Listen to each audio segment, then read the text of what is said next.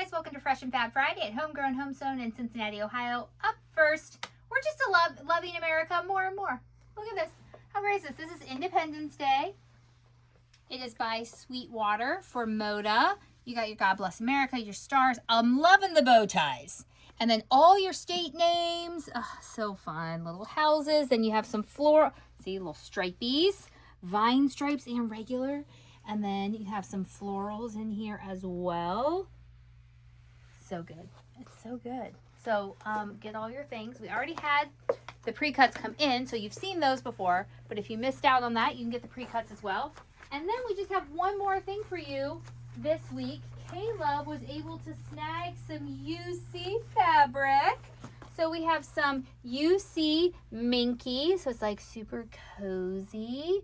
All right. And this is 60-inch wide, same as these are 60-inch. You got your like multi-bolt here. Okay, you got your Bearcat, you got your paw mark, right? That's a paw mark, right? And that is also 60-inch wide. There is no show this weekend because it's Easter weekend. So happy Easter. I hope you all have a wonderful weekend, restful, and he is risen. Happy quilting. Bye.